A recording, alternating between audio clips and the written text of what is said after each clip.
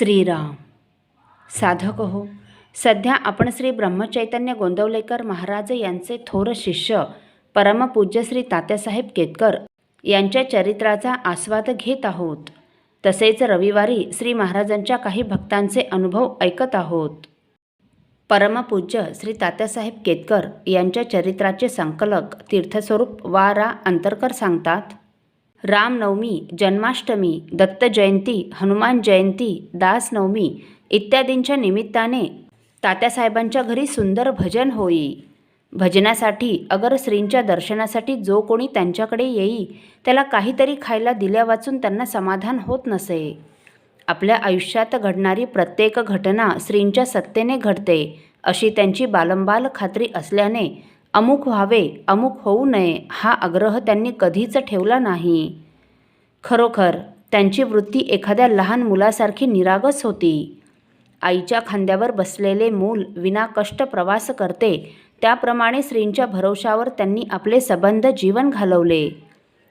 आपल्याला जे पचेल व योग्य असेल तेच श्री आपल्याला देतात या शुद्ध निष्ठेच्या पायावर त्यांनी जन्मात कधी कोणत्या गोष्टीचा आग्रह धरला नाही.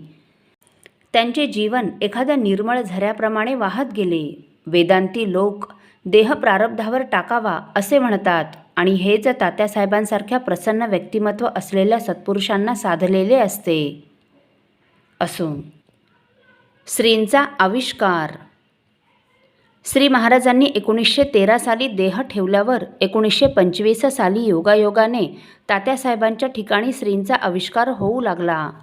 एकदा श्रींच्या फोटोसमोर बसले असताना श्री महाराजच आपल्या मुखातून बोलणार असे वाटून निश्चल झाले व एकदम आशीर्वाद असा पहिला शब्द येऊन बोलू लागले. श्रीच आपल्या मुखातून बोलत आहेत अशी प्रथम जवळच्या नातेवाईकांची खात्री झाली. बोलणे संपल्यावर या बरं बाळ असे म्हणून तात्यासाहेब डोळे मिटीत व श्रींच्या समोरच्या फोटोपुढे डोके टेकून नंतर उठत. अनेकांना त्यांच्या अडीअडचणीतून मार्ग सुचवून नामस्मरणाचा, खात्रीचा व सर्वांना सहज साधेल असा उपाय सुलभ रीतीने पटवून देऊन त्यांच्या मनाचे समाधान करणे हे कार्य त्यांच्याकरवी घडले. तात्यासाहेबांचा मीपणा पूर्णपणे विरून गेला. परमार्थात प्रपंच किंवा व्यवहार हा खरा अडथळा नसून आपल्या मीपणाचाच खरा अडथळा आहे असे त्यांना वाटे. तात्यासाहेब आता सर्वस्वी श्रींसाठीच उरले. त्यांच्या वागण्यात मूर्तिमंत अमानित्व दिसत असे. प्रपंचात अत्यंत अनासक्त वृत्तीने ते राहू लागले. आपल्या घरात पाहुण्यासारखे राहावे अशी श्रींची सूचना तात्यासाहेबांनी तंतोतंत पाळली. आपले मालक श्री असून त्यांच्याच घरात आपण राहतो अशी त्यांची आणि त्यांच्या कुटुंबाची खरी भावना झाली. थोडक्यात सांगायचे म्हणजे तात्यासाहेब विद्वान नसून विद्वानांना वंद्य होते. पुढारी नसून मार्गदर्शक होते. महंत नसून विरक्त होते. संन्यासी नसून निष्काम होते आणि योगादिकांचा अभ्यास न करताही केवळ शरणागत होऊन सद्गुरूंशी एकरूप झाले होते. संत एकनाथांच्या ओवीत सांगायचे झाले तर मज माझी रंगली चित्तवृत्ती, तया लागी विसरला गृहासक्ती, तयासी गृहस्थाश्रमीच माझी प्राप्ती, निश्चय जाण उद्धवा.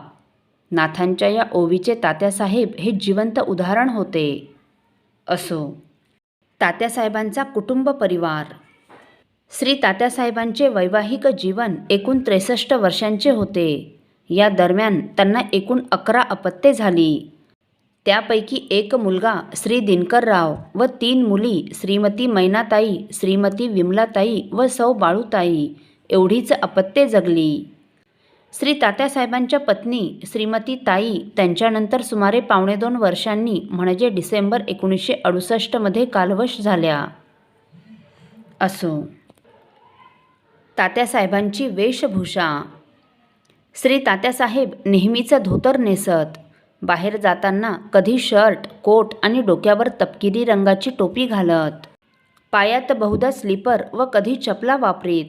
कधी कधी शर्टच्या ऐवजी झब्बा घालीत. ऑफिसमध्ये जाताना मात्र शर्ट, कोट, टोपी हाच त्यांचा वेश असे. त्यांनी पाटलोन, बूट वगैरे कधी घातलेले पाहिलेले नाही. त्यांच्या अंगरख्याला सोन्याची बटणे असत. तसेच हातात सोन्याचे मनगटी घड्याळ व गळ्यात एक सोन्याची साखळी असे. हातात एक रुमाल असे. कधीकधी ते अंगावर लोकरीची शाल घेत असत. पुढे पुढे ते हातात एक काठी घेत असत. त्याची खास जरुरी होती असे मात्र नाही. अगदी सुरुवातीला ते केस राखीत असत, परंतु पुढे श्री महाराजांकडे गेल्यावर त्यांना केस राखणे आवडत नसे, म्हणून ते हजामत करू लागले. तेथे गेल्यावर त्यांना तसे सांगितले गेल्यावर एक दिवस हजामत करून श्री महाराजांना नमस्कार करण्याकरिता वाकले असता श्री महाराजांनी त्यांच्या डोक्यावरून हात फिरवून हे बरे दिसते असे म्हटले. परंतु पुढे तेथेही अनेक लोक केस राखू लागलेले आढळले व मग पुण्या मुंबईस आल्यावर श्री तात्यासाहेबही केस राखू लागले. पुढे पुढे अर्थात केस बहुतेक गेलेच होते. शेवटपर्यंत ते अगदी छोटीशी शेंडी ठेवीत असत. कधी कधी ते कपाळावर बोटाने उभे गंध लावत. असो साधक हो, पुढील भागात आपण परमपूज्य श्री तात्यासाहेबांचे व्यक्तिदर्शन व दिनचर्या बघणार आहोत. श्रीराम समर्थ. आपल्यातील कोणा श्रींच्या भक्तांना श्रींचे काही अनुभव आले असतील तर कृपया आपण मला ते 9422843253 अथवा सुनील दादांच्या 9892608401 या व्हॉट्सअप नंबरवर कळवावेत अशी नम्र विनंती. श्रीराम समर्थ.